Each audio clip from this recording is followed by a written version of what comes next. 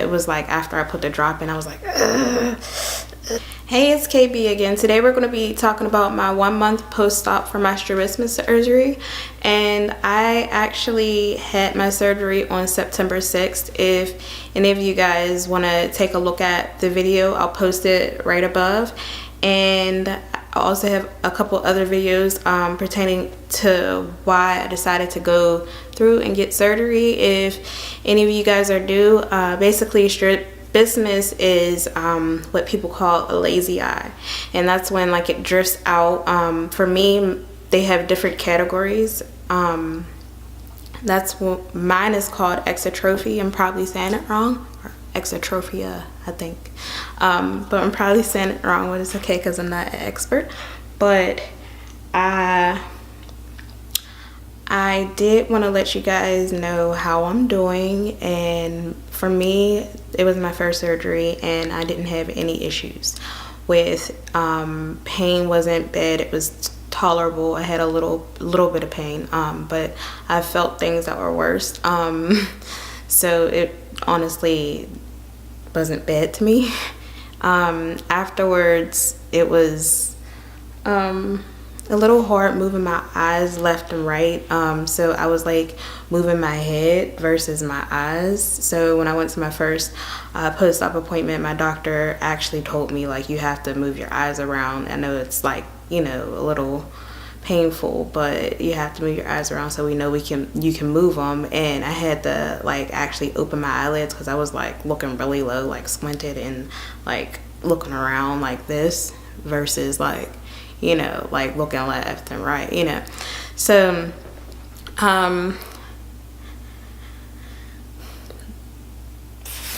I think the worst part for me was the drops. They sting. If you did research or watched any videos or talked to anybody about, you know, the surgery, they probably talked about the drops.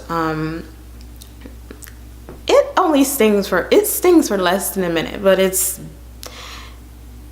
like, I mean, I gotta do this 4 times a day, you know what I mean, in both eyes. So it's like, and like when I tried to do it, it was hard for me to do it, like open my eye wide and try to, you know, aim. So I had my girlfriend help me. Eventually I was able to do it, but for me, it was my first surgery and I didn't have any issues with pain. Wasn't bad, it was tolerable. I had a little bit of pain, but I felt things that were worse. So it honestly wasn't bad to me. Afterwards, it was a little hard moving my eyes left and right. So I was like moving my head versus my eyes. So when I went to my first post-op appointment, my doctor actually told me like, you have to move your eyes around. I know it's like, you know, a little painful, but you have to move your eyes around so we know you can move them. And I had to like actually open my eyelids because I was like looking really low, like squinted and like looking around like this versus like, you know, like looking left and right, you know. So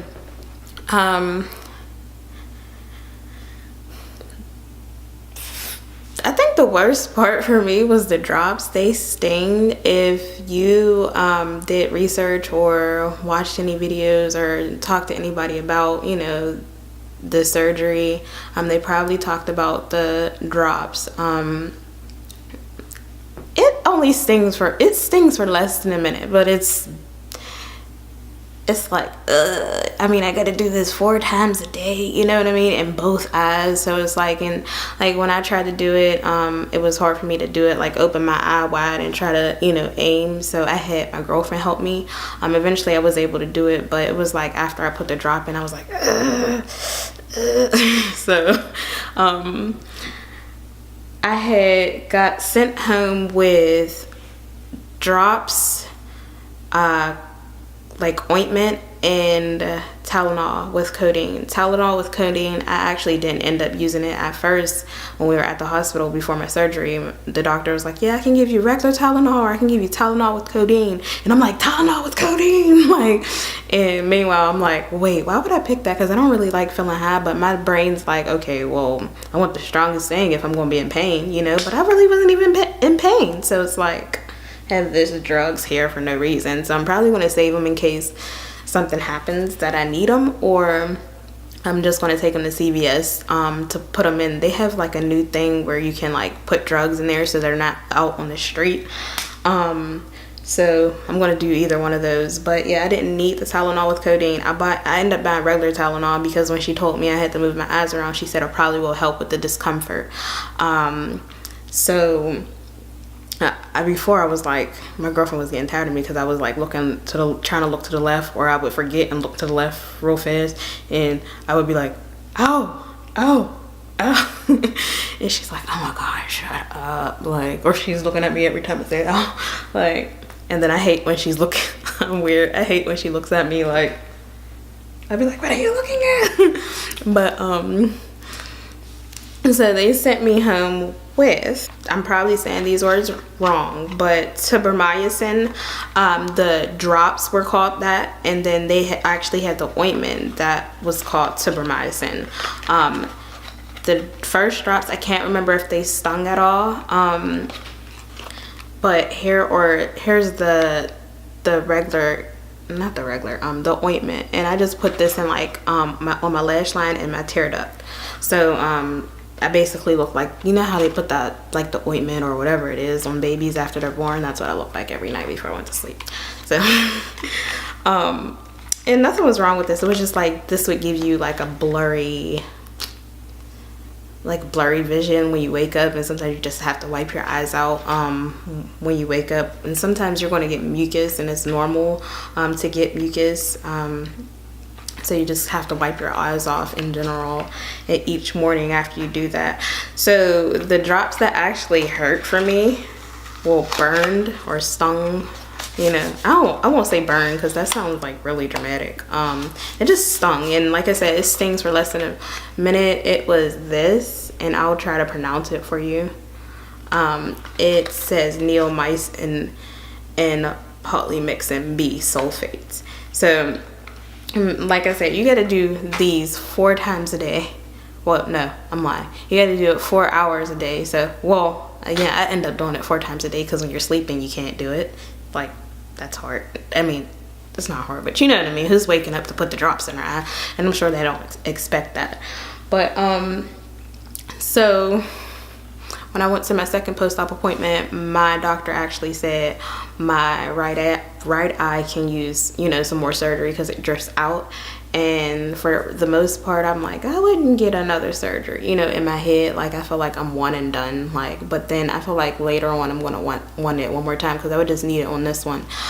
This one no longer drifts out. It used to alter. It used to, like, if I focus this one, that one would that one would drift out, or if I focus this one, that one would drift out. So I'm like pretty much satisfied about it for now. It's just like doing things to, you know, get my confidence up, you know what I mean? And this is not one thing just for my confidence, but there's just like other things that I just need to work on. So I'm not gonna like be stuck on, you know, trying to perfect my eyes because, yeah, I was born perfect. Maybe? Okay, I don't know. But I'm just trying to be confident, guys. I'm trying to be confident. So I actually end up taking regular Tylenol, you know, to help with the discomfort. Really, you can feel the stitches, kind of. Like, I still can feel the stitches, mainly in this eye, but they end up dissolving. I don't know when, but I do have some redness in my eyes, which I'll show you. If it wants to focus.